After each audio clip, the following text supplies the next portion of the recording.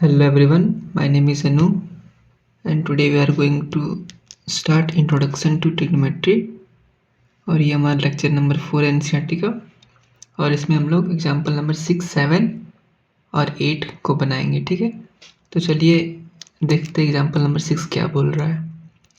बोल रहा है कि in triangle ABC right angle at B. Triangle ABC है, राइट एंगल एट बी। फिर बोल रहा है कि A B equals to 5 centimetre, तो ये ए बी 5 सेंटीमीटर दिया हुआ है and angle A C B equals to 30 degree, तो ये एंगल ए सी बी ये 30 डिग्री दिया हुआ है। अब बोल रहा है determine the length of side B C on A C, तो ये साइड बी सी और ए सी का लेंथ डिटरमाइन करना पड़ेगा। तो ये भी मेरा अननोन है और ये भी मेरा अननोन है, यही दोनों का वैल्यू निकालना है।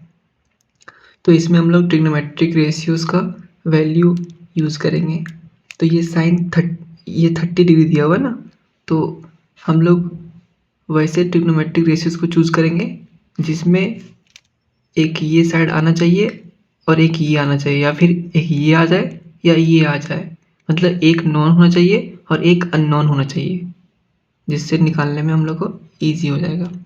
तो चलिए हम लोग यहाँ पे साइन थीटा ले सकते हैं, साइन 30 ले सकते हैं। हाँ, अगर हम साइन 30 लेंगे तो क्या लिख सकते हैं, साइन 30 क्या होता है, पी बैच होता है।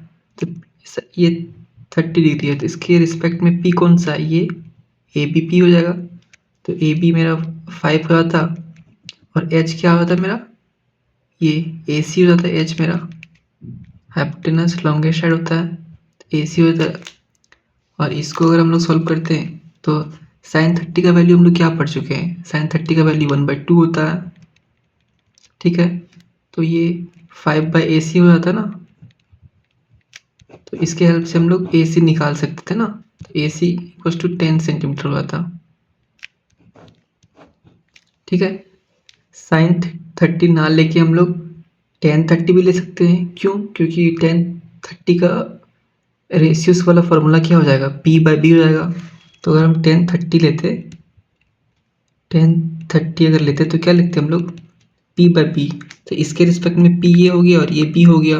एक नॉन साइड आ गया जो 5 सेंटीमीटर दिया हुआ है और एक अननोन साइड जिसको निकालना है हम लोग को। तो P/B, P क्या हो गया 5 सेंटीमीटर और B क्या हो गया BC हो जाएगा B। और tan 30 का वैल्यू हम जानते हैं, तो tan 30 का वैल्यू क्या होता है, 1/√3 होता है। ठीक है, इक्वल्स टू 5/BC हो गया। इसको हम लोग सॉल्व करेंगे तो क्या हो जाएगा, BC इक्वल्स टू 5√3 सेंटीमीटर में, तो BC का वैल्यू आ जाएगा। या तो हम लोग tan थीटा ले सकते हैं या फिर साइन थीटा ले सकते हैं। ठीक है, तो इस दोनों के हेल्प से हम लोग बना सकते हैं। तो चलिए हम लोग लेते हैं tan 30 लेते हैं। ठीक है, तो अगर हम tan 30 ले रहे हैं तो क्या हो जाएगा, P/B होता है, तो P क्या आएगा, P 5 सेंटीमीटर और B हमारा हो जाएगा BC, तो 5/BC। और tan 30 होता है 1/√3 5/BC, तो BC क्या आ गया हमारा 5/√3 सेंटीमीटर। और क्या निकालना है हम लोग को, BC तो आ गया मेरा, अब हमको AC भी चाहिए। ठीक है, तो एक बार ये बना लेते हैं, एक बार ये बना लेते हैं। ये दोनों बना के हम BC भी निकाल सकते हैं और AC भी निकाल सकते हैं। ये हमारा मेथड 1 हो गया। ठीक है, या तो मेथड 1 से डायरेक्टली हम लोग एक बार tan 30 यूज करेंगे और एक बार sin 30 यूज करेंगे। इसमें P/B आ जाएगा तो B वाला साइड हम लोग निकाल लेंगे और इसमें P/H आएगा तो H वाला साइड हम लोग निकाल लेंगे, हाइपोटेनस वाला। या फिर हम लोग tan 30 को यूज़ कर ले और BC निकाल ले, और फिर by using Pythagoras theorem, by using Pythagoras theorem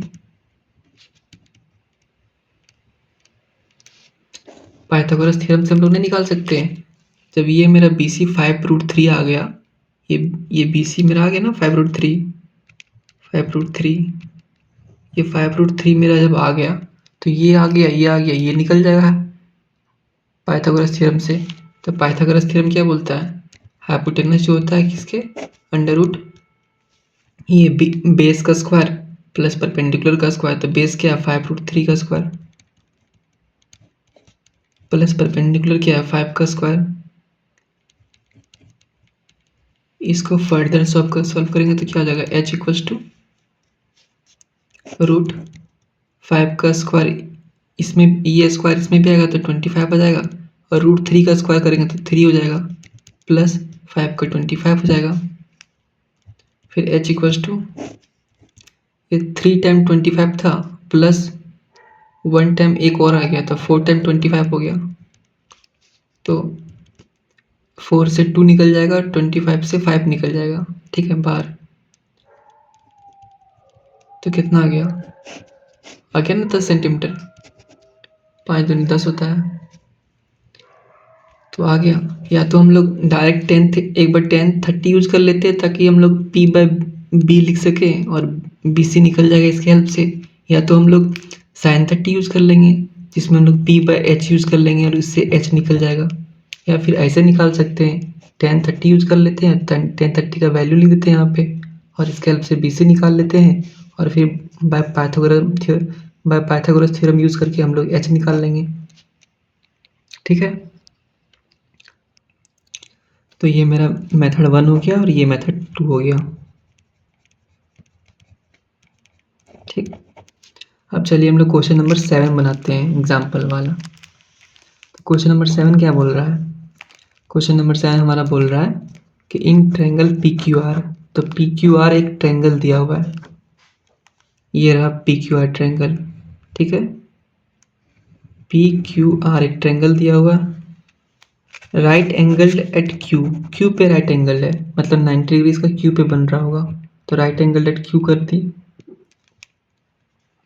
अब क्या बोल रहा है कि PQ जो है वो 3 सेंटीमीटर है, तो PQ जो है हमारा 3 सेंटीमीटर है, PR जो है वो 6 सेंटीमीटर है, तो ये PR जो हम लोग का 6 सेंटीमीटर है, ठीक है। अब बोल रहा है determine angle QPR and angle PRQ, मतलब एंगल QPR ये एंगल और एंगल PRQ ये एंगल, मतलब ये एंगल और ये एंगल हम लोग को निकालने बोल रहा है, ठीक है।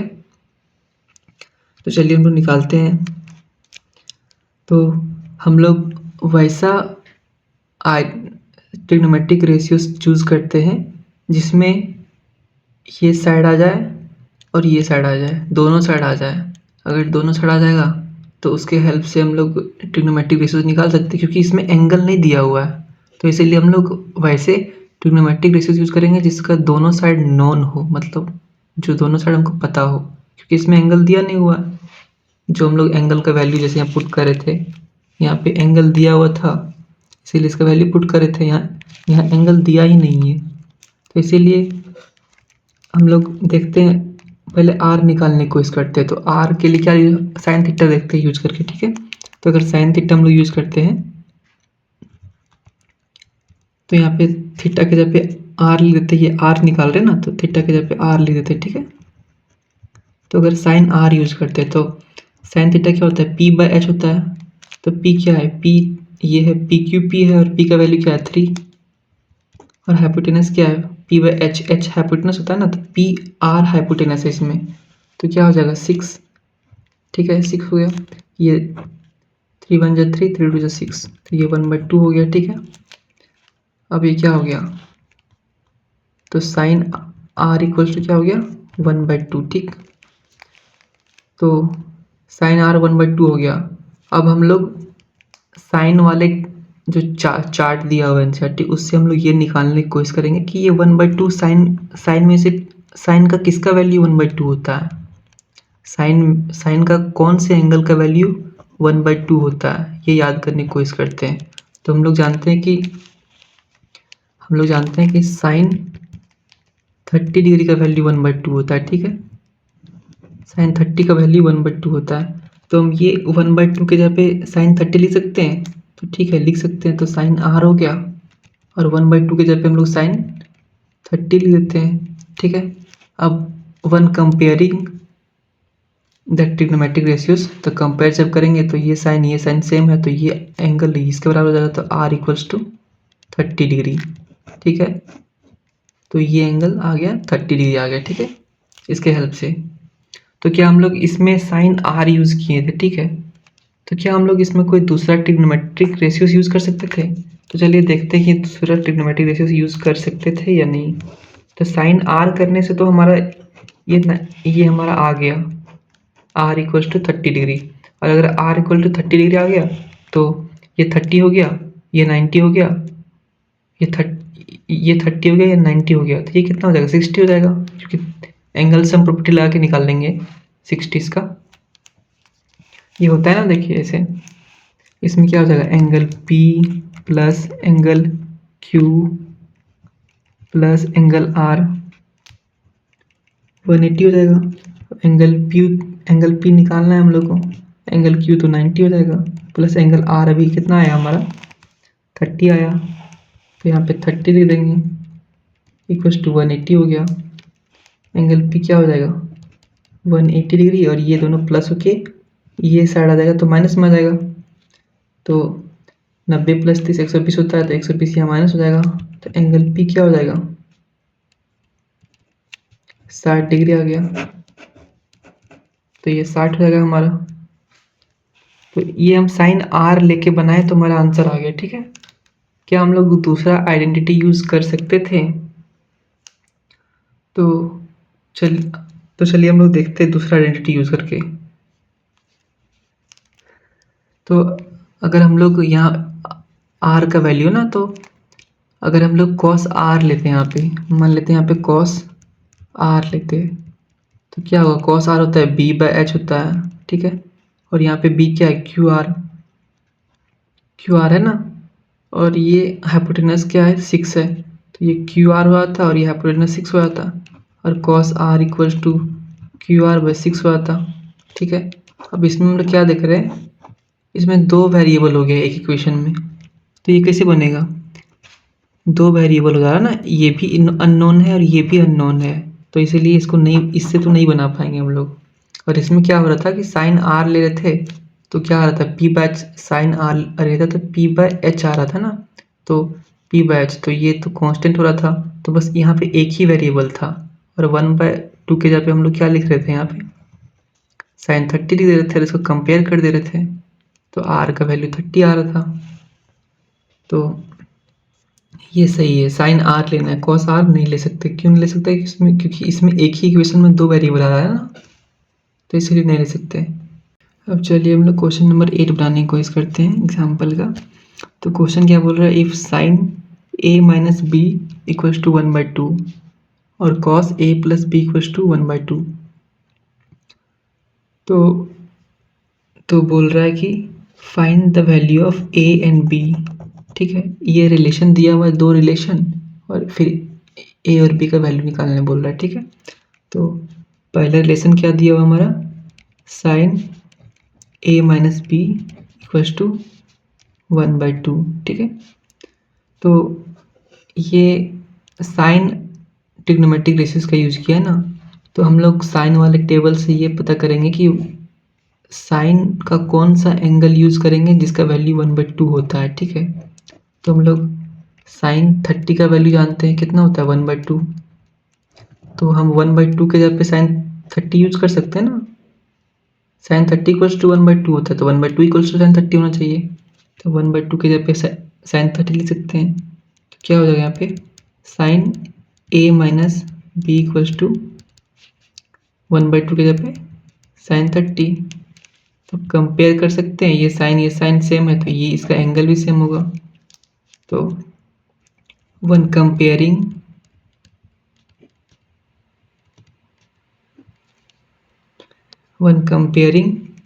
बोथ साइड, ठीक है। क्या लिख सकते हैं हम लोग कंपेयर कर से, A minus B equals to 30 हो जाएगा ना, A माइनस बी इक्वल 30, तो ये हमारा इक्वेशन 1 हो गया, ठीक है। अब दूसरा रिलेशन क्या दिया हुआ, ये दिया हुआ cos A plus B equals to 1/2, तो दूसरा दिया हुआ cos A plus B equals to 1/2, तो cos वाले टेबल में जाके देखेंगे कि 1/2 का वैल्यू क्या कॉस वाले टेबल में जाके क्या देखेंगे कि 1/2 कौन से एंगल पे आएगा। तो कॉस वाले टेबल में जब हम लोग देखेंगे तो cos 60 का डिग्री का वैल्यू 1/2 होता है। तो अगर cos 60 का वैल्यू 1/2 होता है तो cos 60 के जगह पे 1/2 लिखे थे, तो 1/2 के जगह पे cos 60 लिख सकते हैं। तो वही करेंगे कि 1/2 के जगह पे हम लोग यहाँ पे cos 60 लिख देंगे, ठीक है। और ये उतर जाएगा नीचे cos a + b। अब इसको वन कंपेयरिंग फिर से लिखते हैं, वन कंपेयरिंग बोथ साइड। क्या हो जाएगा, ये cos तो कम सेम है तो इसका एंगल भी सेम हो जाएगा। तो a + b = 60 हो गया। ये इक्वेशन 2 हो गया। तो ये इक्वेशन 1 हो गया, ये 2 हो गया। अब ये दोनों को ऐड कर देते हैं, ठीक है। तो यहाँ लिख देंगे हम लोग स्टेटमेंट 1 एडिंग इक्वेशन 1 एंड 2। तो क्या हो जाएगा, a + b, a - b है ऊपर में, लेफ्ट साइड a - b है और लेफ्ट साइड किधर है a + b। तो a + b ऐड कर दिए, इक्वल टू क्या हो जाएगा, राइट साइड 30 है और इसमें राइट साइड 60 है। तो ये b और b कट गया, a और a क्या हो जाएगा 2a हो जाएगा, इक्वल टू 60 और 30 कितना हो जाएगा 90। तो a क्या हो जाएगा 45, ठीक है, a 45 हो गया। अब यही a का वैल्यू हम लोग या तो इक्वेशन 2 में पुट कर देते हैं या तो इक्वेशन 1 में पुट करते हैं, तो b का वैल्यू निकल जाएगा। तो चलिए हम लोग स्टेटमेंट लिख सकते हैं, putting value of a = 45 in equation 2, ठीक है, 2 में पुट करते हैं। तो 2 क्या है, a + b = 60 है, तो a + b = 60, a का वैल्यू 45 है तो 45 हो गया, प्लस b = 60। तो b क्या हो जाएगा 60 डिग्री - 45 डिग्री, b क्या आ गया 15 डिग्री आ गया ना, ठीक है। और क्वेश्चन में क्या दिया था हम लोग को कि जो a + b है वो 0 से बड़ा होना चाहिए और लेस देन 90, ठीक है। और बोल रहा है कंडीशन दिया हुआ है और a जो है ग्रेटर देन b होगा, ठीक है, ये कंडीशन दिया हुआ है। तो हम लोग देख सकते हैं एंगल a जो है b से बड़ा होना चाहिए ना, यही बोला कंडीशन में। तो हम लोग देख सकते हैं कि ये जो है एंगल a जो है वो b से बड़ा आया है। ये एंगल a 45 आया है और एंगल b 15 आया है। तो एंगल a तो b से बड़ा है ना, तो ये कंडीशन तो सेटिस्फाई कर रहा है ना, ये रहा angle a is greater than angle b, ठीक है। तो एंगल a 45 आया है और एंगल b कितना है 15। तो a से तो b से तो बड़ा है ना एंगल a।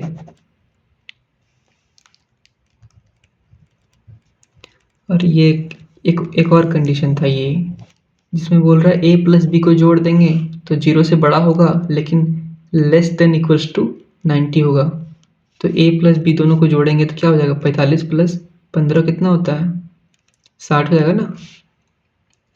तो 60 आ रहा है, तो ये 60 यहाँ पे 60 आ रहा है ना, a + b का वैल्यू 60 आ रहा है। तो 60 तो 0 से बड़ा है और 90 से छोटा है, तो ये भी कंडीशन सेटिस्फाई हो गया मेरा। Thank you.